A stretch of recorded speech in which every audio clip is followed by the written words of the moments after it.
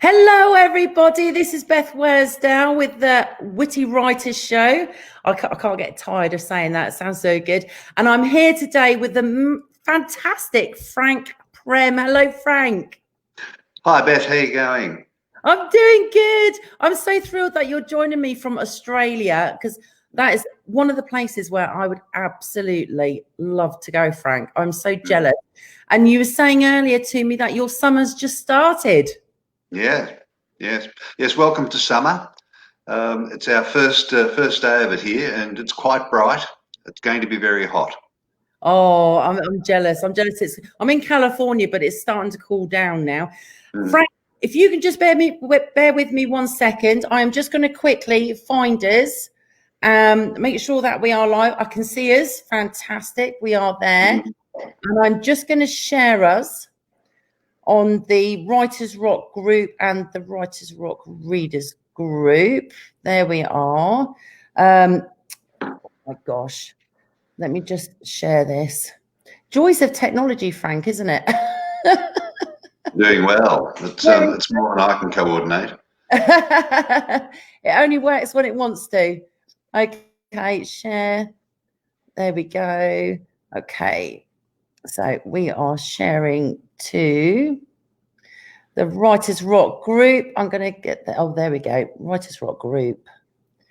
Share. And then I'm going to share to the Writers Rock Readers group. And if our viewers haven't joined yet, you need to. There we go, because we have some fantastic people on the groups, and they're always doing freebies, Frank. It's absolutely lovely. It really, really is. I'm just going to share, and I know you've got one planned as well, which is absolutely fantastic. So we'll talk about that shortly. There we go. I've shared everywhere. Oh, fantastic. All done. And I don't know if you can see, Frank, but I'm a bit Christmassy look today. Take that, Grinches. This is especially for Leanna, my friend and book blogger, and she's absolutely fantastic. I love her. But she's a self-confessed Grinch, Frank. So this is one of I'm interviewing her soon, so I thought I'd there we go. I'd be part of it, get in the Christmas spirit. That's very good. Yeah. Now I've got to say, Frank, because I've got 2 or 3 friends that are in Australia, and they have different views, and I know it's a little bit of a personal question, but how do you feel about having Christmas when it's hot? It's an interesting point of difference. As a kid, we don't know any different. We just wait for presents under the tree, and it's generally hot and bright. As in my case, as I grew older, I can remember discussions that struck a chord of women slaving in the heat to prepare Christmas lunches, and the times that I'm thinking of were when I was a young fella, and so it would have been over at a wood stove, where you can't escape the heat. Yeah. And it was only a gradual awareness that it's actually different here to the way that it is in other countries, and it's a little bit hard to get your head around initially. And then, of course, we end up taking pride. Well, we go swimming on Christmas Day. You can't, but one up that ship. I wouldn't do it. I know they used to do it in the UK. They do a thing where they all go swimming at on Christmas Day or New Year's. They would. I mean, it's in England. I mean, the water's ice cold. But they would put like this fat on their skin to protect themselves. I wouldn't dip my creatures. I wouldn't do it. I think one of the things that was always striking as a kid growing up was the idea that there might be snow at Christmas, and it was so foreign as an idea here. It's crazy, isn't it? Well, we've got someone saying hello, Frank. This is Amanda. Hi, Amanda. Thank you for joining, Amanda, darling. Oh, and we've also got Josephine. Hi, Josephine. She says, I'm here. Wouldn't connect. My signal was rubbish. Hi, honey. Oh, she's so sweet. She's in England. There you go. She has the white Christmases. Frank, I'm so impressed, darling, because you've been writing for over 40 years, and you're a psychiatric nurse as well. And I'm assuming you've you do that full time. Mm. I'm so impressed. Now, when did poetry actually speak to you? Because I do think words speak to us, and poetry is something that touches the soul. So when did you discover poetry and start writing? Yeah, I was a very active reader from a young age, so words interested me from a young time. Poetry emerged coincidentally. My story is that I took a shortcut when I was in the middle of our high school. Instead of doing an essay, I submitted a long poem. I think the first that I'd knowingly written, and I believe it was only because I was feeling a bit cheeky, not for any other reason. But it was graded well, and so suddenly I had a little bit of status that others didn't have. Some others approached me quietly to see if I could write a poem for them so that they could do the same sort of thing. And I think I just kept dabbling and dabbling, and it became more important in my life as I went along. And then there was a long period where I wrote nothing, and it felt as though there was something missing from me, and I wasn't quite sure what until I actually found it again, which was an interesting process, I suppose. And now it's like the air that I breathe. I think in stories, and the stories that I think are in poetry, in my form of poetry. I think it's absolutely amazing. Oh, sorry, there's a little bit of my voice is coming through a bit strong there. Unfortunately, I might be being too loud. All good here. I think it's absolutely amazing. Now, did you find that as you matured, your poetry just developed naturally, or did you actively try and help yourself along by, reading others' poetry or taking courses, or how did it progress for you? Yeah, I actively sought feedback back in the day when our equivalent of this communication was once a week a long scroll of email with of commentary, and you could go through the omnibus of what people thought. I sought feedback from the UK, from the US, always far away from home, because I didn't trust feedback that I might get locally. I wanted to know that what I wrote stood up. Yeah. It didn't have to be poetry particularly, although that was my form. I've actually got a poem that I was re-encountering just recently about that I wrote back in the day of reading poets and how I don't really like poetry and who were these people anyway. I think I really wanted always to develop my own voice, not to be influenced by the way that someone else had written once upon a time beforehand. And so I ended up becoming a free verse writer, and I consider myself a storyteller. I believe that everything should begin, it should have a middle, it should have an end. It shouldn't celebrate a word just because it's a complicated and clever word. It should celebrate the meaning that you can convey in a lot of words, a few words, a particular kind of way of conveying it.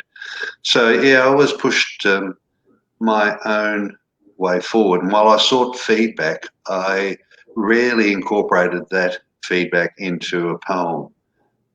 Into the poem that I'd already written. I tended to push it into the next piece and the next piece. I was very reluctant to change what was already written. It's gone, it's history. Push it to one side and move on, but get better. Yeah. I think it's fantastic, and I think you're right. I think when you're writing poetry, you are telling a story, and because you want to touch people, don't you? You want them to connect with what you're writing, and I think that's the same for all authors, whether it's poetry or fiction or non-fiction. You want that connection to your readers. I think that's very important. We've got some comments here, so I'm going to pop them on. I think we might have slightly lost Frank for a second. I think he's froze. It's a very dignified freeze, I've got to say, but we're going to get some comments on here. There we go. We got a nice comment from Kristen. She says, hi, Beth. Nice to meet you, Frank. Hi, Kristen. Lovely to see you, darling. Oh, and she says she loves my hat. Loves the hat. Thank you, darling. Look at that, especially for Leanna. Oh, she's there. Leanna, look what I'm wearing for you. Look at that. Look at that. Oh, we've temporarily lost Frank. So don't worry. I will, hopefully he'll be able to get back on. So bear with us, my darlings. Let me just resend the link to Frank. Bear with me. Bear with me. I'm just going to try and get that back on. There we go. So hopefully he'll be able to come back on in a minute. In the meantime, we're going to say hello to everybody. Hi, Leanna. Good morning. So Frank's Australian as well, as you could probably tell. So it's lovely to see you, my darling. Thank you. Thank you. Amanda says, I love poetry, love adding it to my stories. Do you know what? It's a gift, isn't it? Poetry is such a gift. I love that you put that in your stories, Amanda. That is absolutely lovely.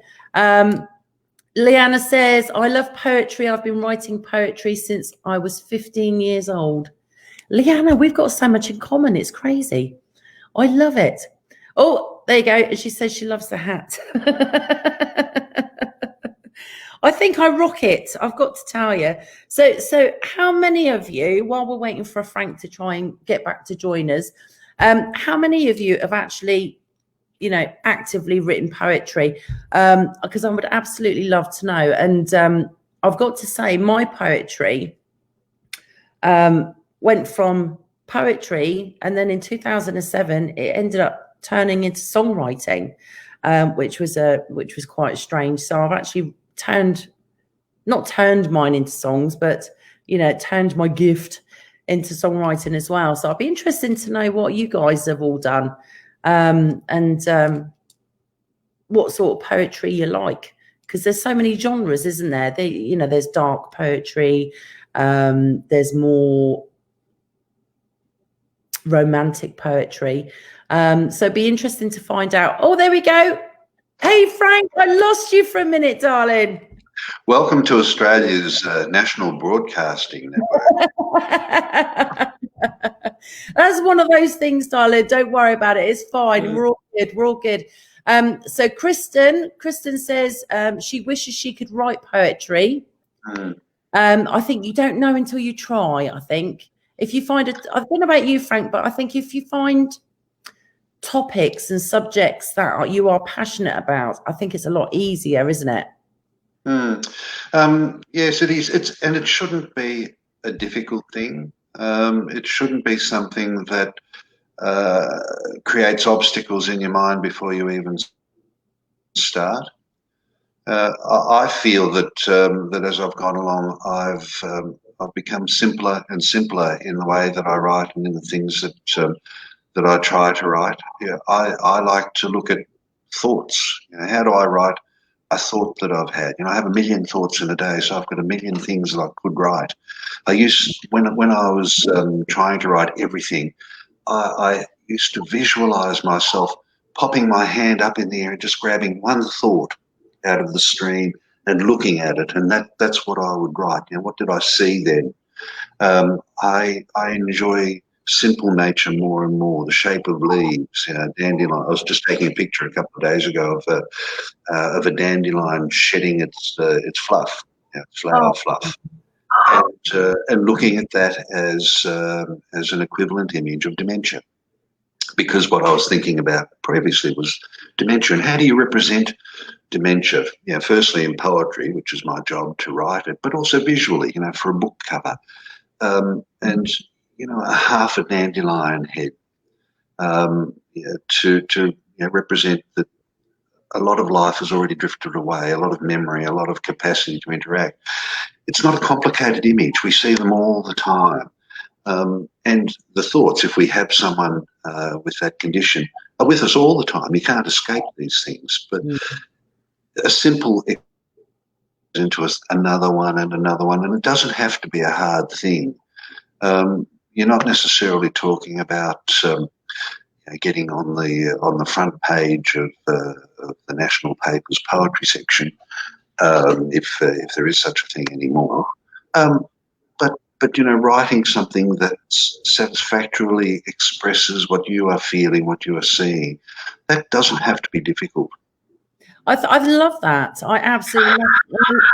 I really like the fact that you're able to use your experience as a psychiatric nurse to have that understanding and then be able to write poetry about it. And the symbolism of the dandelion, that's perfect. Oh, the connection's dodgy. I'm so sorry. No, you're fine, darling. I love the fact that you're using the dandelion as a symbol for dementia, because it's so very apt, isn't it? We've actually got a comment. I'm sorry, Beth. The connection is dodgy. I'm sorry. I can't hear you. It's a bouncing connection. Oh, really? Well, what I find that I'm doing is 2 images.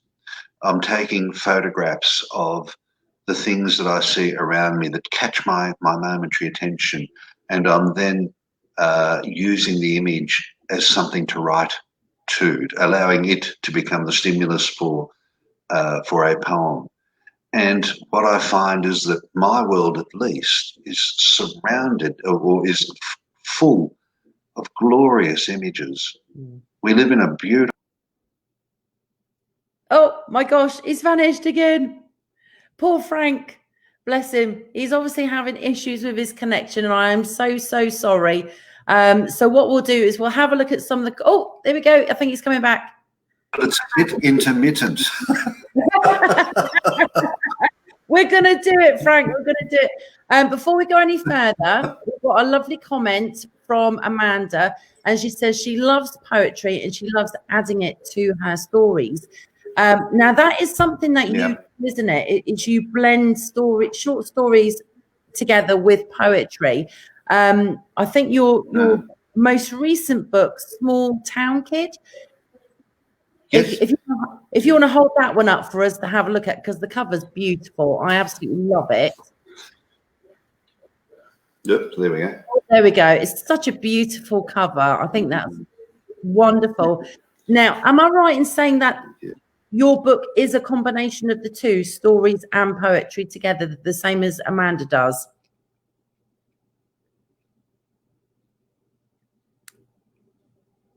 Oh, he's froze again, bless him. Why is it whenever other people get frozen on our live video, they always look so, nice, and when I freeze, I'm like, or something stupid.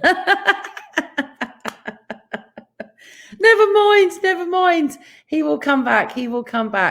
Okay, so let's have a look with comments. Oh, Kristen says she's dabbled at poetry, but she's terrible at it. She's better at songwriting, but barely. Hey, Frank, we're just... Hello, we back? We are back. Kristen has just commented. She said she's dabbled in poetry, but she's terrible at it. She says she's better at songwriting, but barely. I think a lot of it is practice, isn't it? It's repetition. Go on, Beth, sorry. The more you do, the more confident you get, and the easier I think it is. Have you found that during your writing journey? It's just progress. Yeah.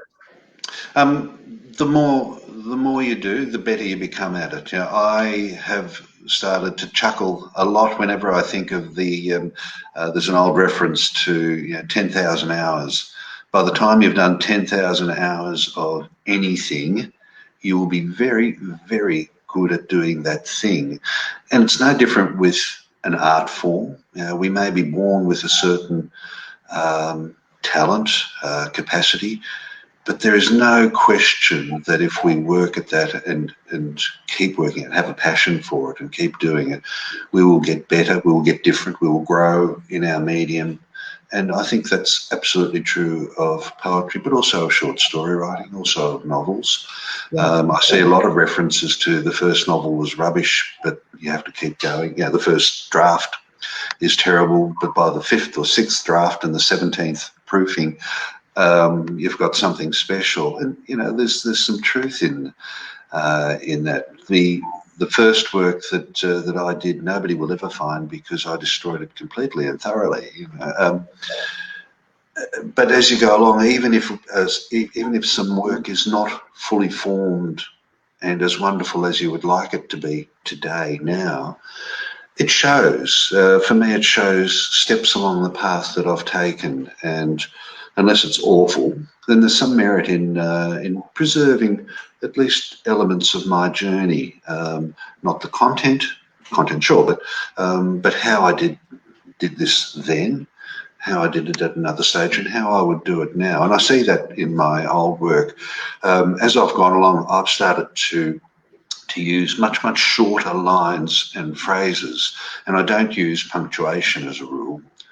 So my typical lines now will be anything 1 to 3 or 4 words. And I will use line breaks to slow down the reading. You know how you might have a child, I don't know, 10 or 11 or so, who can read but is not an accomplished reader, who has to stand in front of the class and read something from a book. And they will read from the beginning of the line and they will read all the way to the end, and then they will read to another line, and then when they run out of air, they will take a breath. I remember doing. What I like to do now is, and I've started to think this way when I'm writing, so it becomes natural, you incorporate it with the practice we were talking about, is to try to write as I want my piece to be spoken. And so, we speak musically. We don't speak in a monotone when we're having a conversation. We go up, we go down, we pause, we emphasize. And what I aim to do, achieving it's a different thing, but is to use these short lines to control that reading. I imagine that child stopping at the end of a line. Well, it's a 1-word line, so pause and go again. If you need a breath, I'll put in some white space for the stanzas. And, so hopefully it's not as difficult for that person to read or to get the sense out of what they're reading. I think that's. I also think it's extremely thoughtful for you to do that for your readers as well.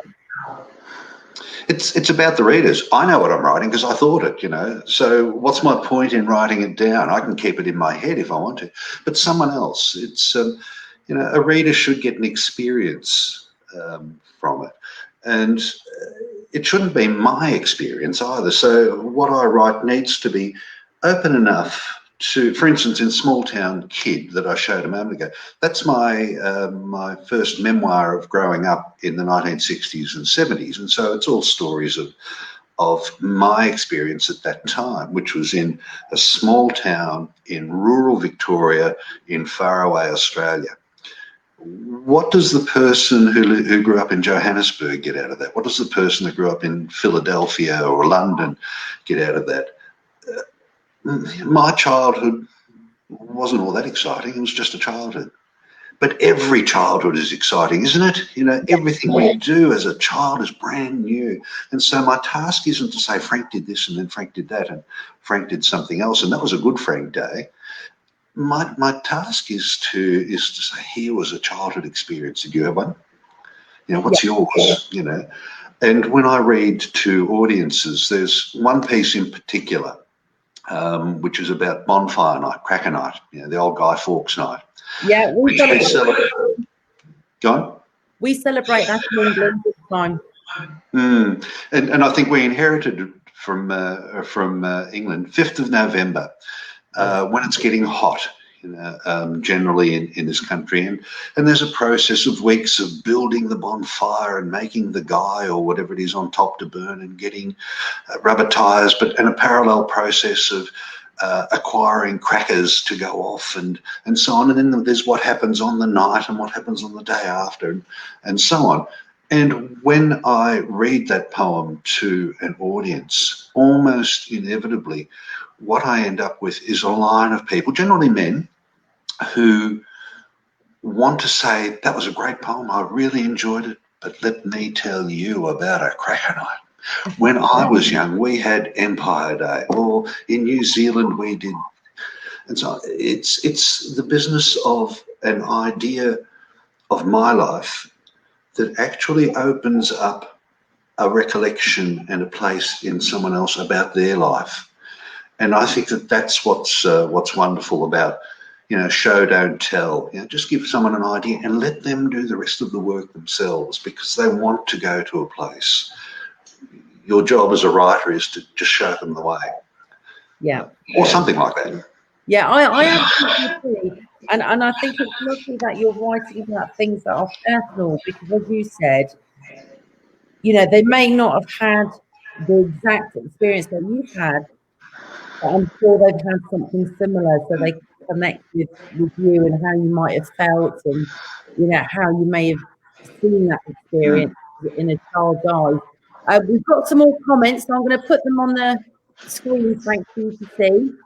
So Josephine, she says, my favourite poem is The Life That I Have, used as a code in the Second World War. Wow. Poems have so many facets. They sure do. I absolutely agree. We've also got a comment from Leanna. She says, I found I write poetry when I'm emotional, or something that has happened that has had a big effect on my life with someone I know. I think that's quite common for all of us, isn't it? Kristen says, absolutely inspiring. Josephine says, for me, it's not so much writing poems, just writing full stop. I write more when I'm emotional, but a good poem can pull it from me. I think all these comments are absolutely spot on. Oh, Leanna says she absolutely loves your cover, your book cover. I love it. And she also says, don't you just love technology? Yeah. Kristen says the cover is awesome as well. Thank you. Leanna says, I struggle with punctuation and spelling, etc. I had a learning disability as a child and still struggle to this very day. I think a lot of people do. I don't know about yourself and our viewers. The only education I had with regards to English literature was just in high school. So most of what I know has been completely self-taught. Yes. Is that the same experience for you, Frank? Yeah, very much so. I said earlier I was in love with words from an early stage, but that was as a reader. Writing-wise, punctuation always tripped me up, and it was when I was coming into my I don't know if writing prime, but when I was starting to become fluid and I was doing a lot of live reading. There was an active spoken word circuit in Melbourne where I was living at the time, and when I found that, I haunted it. I wanted to read. I wanted to read my work. I wanted to know how it came across. I wanted to know that people liked it, which they didn't always, but these were what drove me. And before a reading, which was 3 minutes on stage, put your name on the chalkboard, and there'd be a room full of other poets drinking, talking, not paying any attention to the newbie who was trying to impress them. So it was a real art to getting attention from a distracted crowd, let alone actually reading right. And I would write at least 3 new poems every week because I wanted to read new work when I got up on stage. But before the reading, my time was spent by myself poring over those words and reshaping them in the moments before I actually read. And that's where a lot of the shortening of the lines came in. How can I actually read this and know where to pause, know where to take a breath? I had to shape it into the words, and there was no room for punctuation in that. A comma's a comma, but a pause is a line break. Something of that sort, and it actually became more fluid as I went along, and I was able to easily read, and I was also able. I sometimes have written duets or triplets or for other voices. And I was also able to have other people read easily first time up, without much rehearsal. And nowadays I have one piece to do with our bushfires that if I'm reading to an audience in a library or the like, I actually have room for 7 different people to read a part. The voices of the bushfire as it went around. And again, these are folk who are often elderly in libraries who don't read aloud much. Nobody reads aloud much, but who can pick it up and get through it without trouble, in a way that the audience can go along with it as well. So there's something in this business of shaping the words on a page to reflect the way that you want to hear them said. Yeah. I've been doing it a lot of years. I don't know how hard it is for others, but for me, it just makes sense that you make it easy for someone to read. I want people to read my stuff aloud to each other after Christmas dinner. Yeah. That's the thing, isn't it? As an author and a writer, we have to be very aware of the flow of our work. As you said, we want them to be gripped by what we write. And just for FYI, for our authors that are viewing, that are joining us, there is an app and website called Grammarly, which some people know of and some people may not. But for story writing and writing novels, etc., and even in poetry, Grammarly is fantastic tool, especially if any of our viewers do have difficulty in that area, because it does pick up on things that we miss. And sometimes we just go blind to our own mistakes, especially when we're going through, the first draft, the second draft, the fifth draft.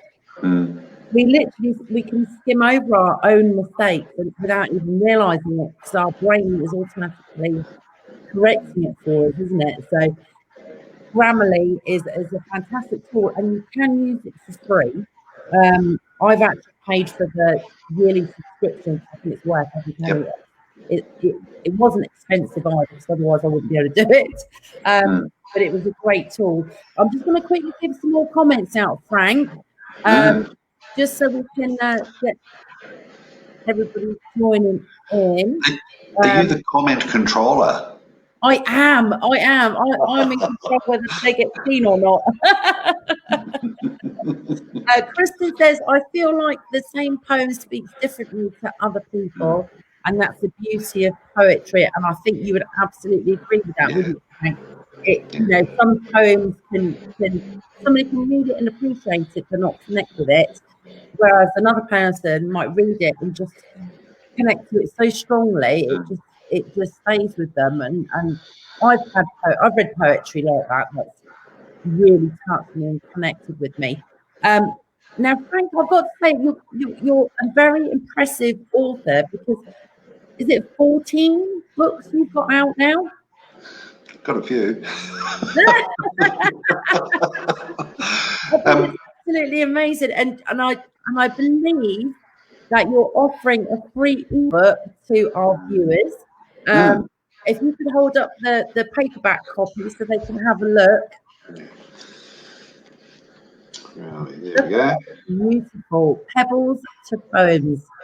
I think that's absolutely wonderful. Now, viewers, if you would like a free ebook from Frank, all you need to do is go to Frank's Facebook page or his website, click like, join, send Frank a message saying, yes, I'd love a free ebook of your poems.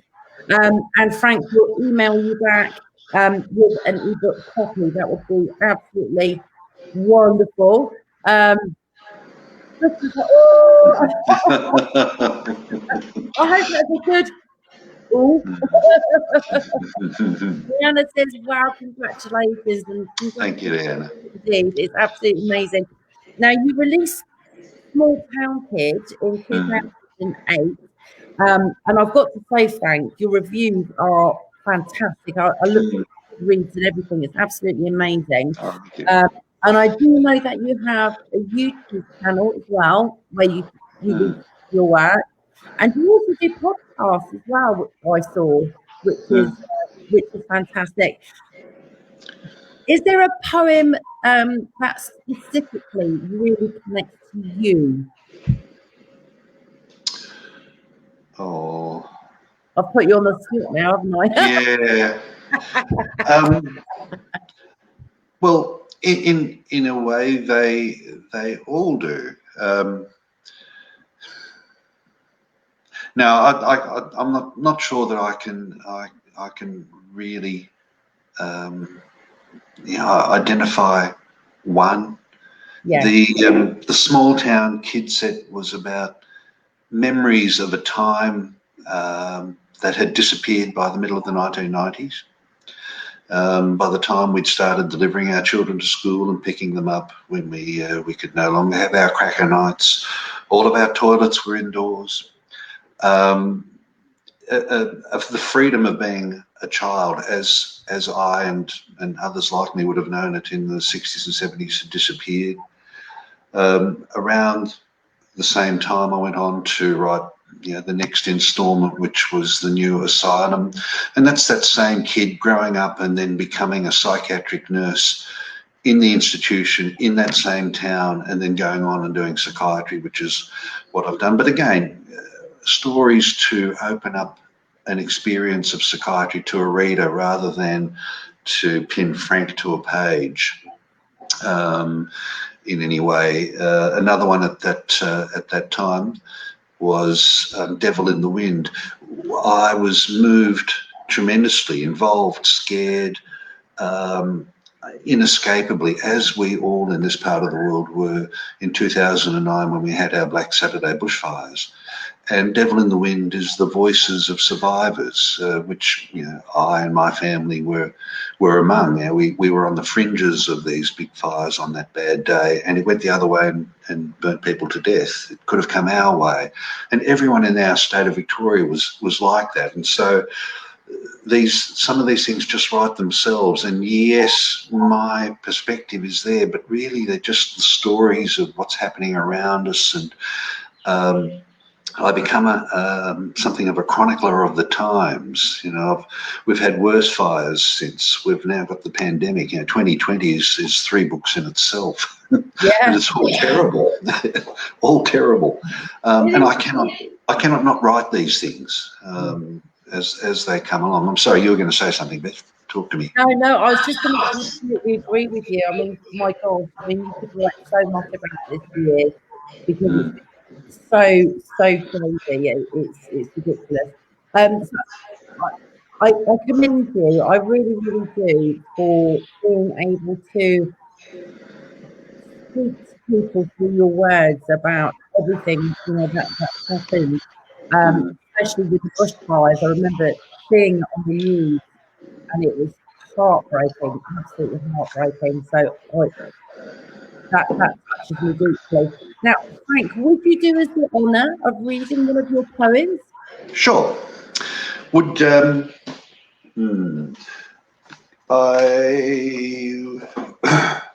I've recently taken to committing my 40-plus year archive of poetry to book form, not for release, but for my own library. So I will read you an early poem from my poetry archive, book 3, and you can see how I've organised it there with themes and poetry. I should say that with covers, I'm now creating my own covers. This one is the bark of a tree that we have locally here. Wow. Pebbles to Poems, the stones surrounding our local lake. So I'm identifying images that I like and that I can play with, and using them as my book covers now. I think that's fantastic. We live in a different age. When I first wanted to make books, it was the case of going to an offset printer, of finding a way to design a freestanding book and so on. It's all changed. Print on demand Books deliver me a single copy from my library. The technology to create a book cover and the materials that go with the book, they're all there. I mentioned 10,000 hours earlier. Well, I've cut mine down a bit, but I can make a book, and I could not do that not so long ago, and I think it's wonderful. It's just wonderful. Yeah, absolutely. Last night, there was a wonderful moon in our sky, and it had a great sea of clouds all broken up and approaching it in a beautiful pattern. And it made me think of this poem, which is, when did I write that? Back in 2003. Oh, wow. Yeah, so from the archive. This is April Moon. All through the cooler nights of April, I wrote my songs and stories, pausing only for moments taken to gaze into the pallid mystery of a poet's moon that shone, sometimes a feeble glow, sometimes hardly present, yet at other times a golden balloon abreast of the horizon at first rising. I wrote down almost half of everything I ever knew, penned to illuminate and clarify, to obfuscate and to destroy. I wielded this pen of mine to make the necessary private admissions, reveal myself in unguarded words and personalised glittering symbols. The shaman of Aspendale with his onion staff unpeeled. And I sang and sang while the moon went past. Night after night, as it cooled, I sang slower, sang quietly, kept voice within the sound until at last it was hardly more than a whisper that could have been the breeze I felt ruffling the coat that I wear long as talisman, and to kiss this, the moon of poets, goodbye, for she is gone, and I am almost done in by the cool of April nights.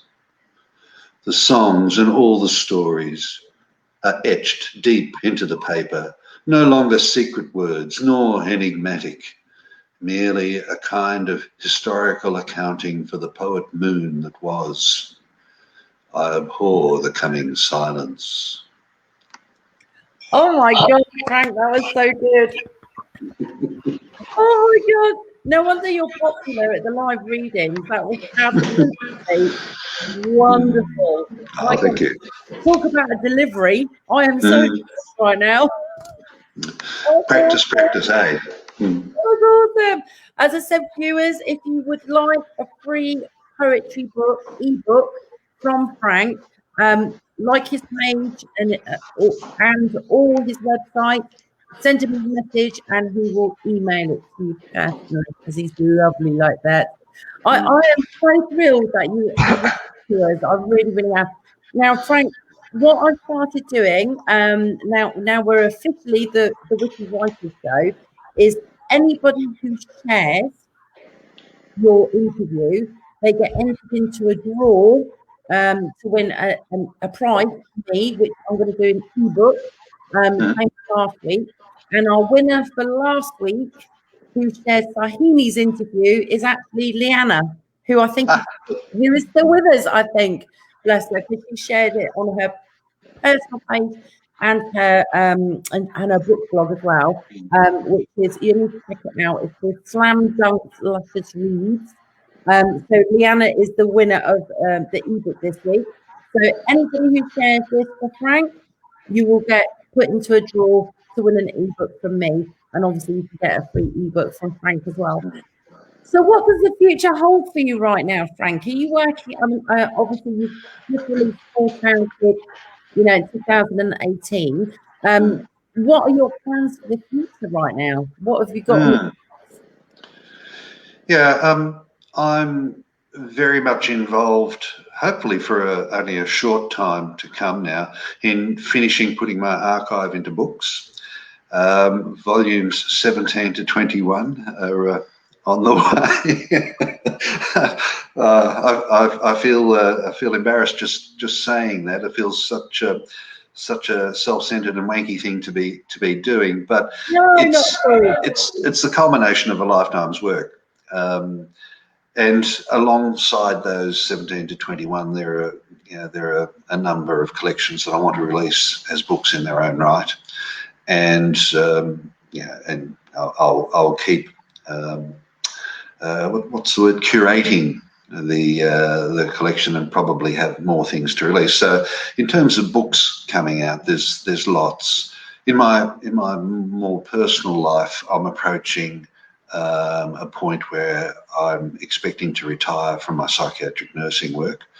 I'm a gentleman of certain years now, and the love that I've had for my profession is not now what it was once. It's challenging and demanding work, and I'm not quite sure I'm up to it all the time. Plus, my writing is much more where my passion lies, and I want to be able to put some years into developing it more. One of the things that I'd really love to do, and viewers can get a sense of this if they chase my YouTube page. In about a year or more ago, I came across and started to react to photographs from World War I, from the Western Front. Australian soldiers fought there, but more generally, the conditions of the trenches and the mire, and the bloody mayhem of that time. Most Australians tend to think of Gallipoli, but I was really taken by these photographs of the Somme and the Western Front, and I found that I could write to these pictures, that I could channel something from them. And what I would very much like to do is to create a picture poetry book using the images and my words. Works very well read. That's why I say, in fact, might want to check out on YouTube. There are a few there popped up for Remembrance Day, just gone. Pretty powerful stuff, and I really, really want to do some more work with it. But the cost of the images in print quality is exorbitant, and to do anything, I may well have to fundraise or seek grants or the like. But that's the kind of thing that really appeals to me, something that's perhaps a bit multimedia, although I tend to do everything myself, so it'll probably kill me trying to master another skill. But that kind of thing. I'm with you on that. Like you, I'm self-taught, so if you do something, I just do it myself. I think it's absolutely commendable, Frank, that you are sharing your life's work. I think that's absolutely wonderful. I think you have such a gift. It would be wrong not to share it, So I commend you. I think that's absolutely wonderful. And it's that old saying, isn't it? A picture can say 1,000 words. Yes. And the fact that you can look at an image and create a poem so impactful that conveys what that image is all about, I think that's the true gift. Everybody should check out Frank's readings on YouTube because they're absolutely brilliant. We've got Wanda's just joined us. Hi, Wanda. G'day, Wanda. Right. And she's popping her butt down. I love it. I think it's absolutely fantastic. Do you know what, Frank? It's been an absolute pleasure. It really, really has, to talk to you. And I'm sorry that we've had a few little technical difficulties, but it's been wonderful that we can connect and do this interview from Australia to the US, reaching people in Devon, like Josephine. I think that's absolutely fantastic. I'm so excited for you. Just quickly, what do you think has helped you the most as an author? Obviously you've self-published, you've taught yourself how to do your book covers. I think that's absolutely amazing. what tools or apps or websites do you think have helped you the most that may benefit some of our readers and our authors? Yeah, less is more. That's what I found. I've looked at many tools, and I've done courses and the like. Some things seem to be beyond me. Some things I've worked out how to use very simply. My manuscripts, I use MS Word. A lot of people moan and groan about MS Word, but it is possible, and I do strip them back to the look that I want. Yeah. And I don't use anything else. I'm a simple guy. I grew up with Word. I didn't know how to use it for books. I've found out, just like that. Covers, I use basic Photoshop. My version of Photoshop is Photoshop 2. I don't know. There will be people that are up to speed, but it's about version 100 now. So mine's an unsupported version of Photoshop, and I use it for just the basics of making my images fit the right shape and some basic filter work. I can't do complex stuff, but I do, for me, enough in Photoshop, and I then actually create my covers in PowerPoint. Wow. So these are really common tools. Even Photoshop, there's a free program called Canva that I have used and would use again if I didn't have my Photoshop for basic manipulation of images. I print through Ingram Spark as a printer, and they provide templates for covers so that I can get the size right, the size of the spine right, and the size of the book covers right. And PowerPoint allows me to set my sizes just so I no longer have doubts about will my image fit and will it come back looking skew if. So practice will do a lot without technology being a significant player. I really like that I can do to my happiness all that I need with the things that are the most basic on my computer. Yeah. I can't cope with some of the technical stuff, and with covers I can't do a lot of image layering, and romance covers will have the hunky man overlaid on the metropolis background, or a man and a woman who have been photoshopped in. I can't do that. I can take an image that I like and I can make it a bit bigger, I can make it a bit smaller, I can change the color, I can put a different filter on. But I'm a very basic fellow, and I feel glad that poetry isn't strongly genred so that I have to create certain levels of complexity just to fit in the field. Yeah. So, as I've always done, I tend to just noodle around and make something my own. And when I like it, I tend to do it 6 times. The same thing. I think it's brilliant that you're willing to fiddle around with different programs and actually try and do it yourself, because it does save so much money being able to do things ourselves rather than hiring other people. I'm going to quickly go through some comments before we finish. So Josephine, she uses Word as well. Yeah. So she's with you on that. I tend to use Google Documents to start off with.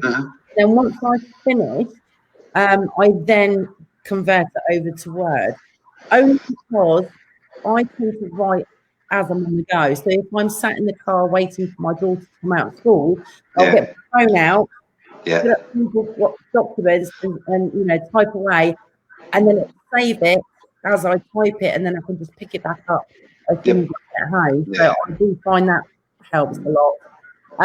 We got Sanjay from England. Hi, Sanjay. Hey, darling. G'day, Sanjay. Friends of my husband and I. Amanda says, I'm so far behind on programming, so don't feel bad. I think we're all the same, Amanda. There we go. Sanjay still in England, bless him. Hi, Sunshine. I hope your family's doing really, really well. He says, smile. Yes, smile, and the world smiles with you. Frank, thank you so much, darling. You've been an absolute pleasure to talk to. Oh, hang on. Quickly, Josephine just commented, I use an iPad so I can write wherever I am, so it's portable. We do both, sister. We definitely do. Frank, thank you, darling. If you can keep an eye on the comments after we finish, because you may well get some questions and comments that from possible readers.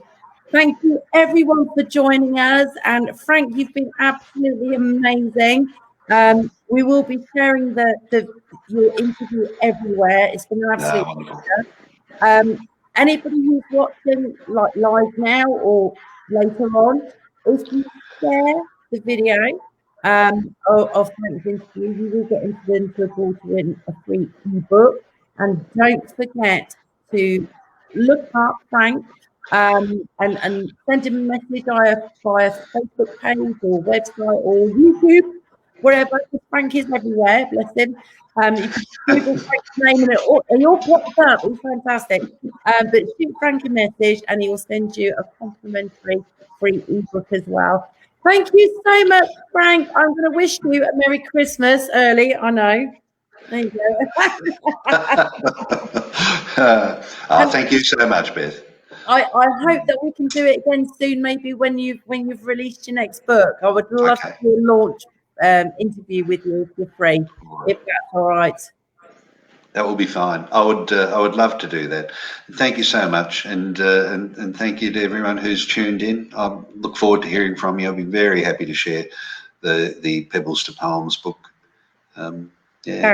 Thank you. Happy Christmas. Merry Christmas, everybody. Thank you, Frank. And we will catch up with you when it's the next interview at the Witty Writers Show.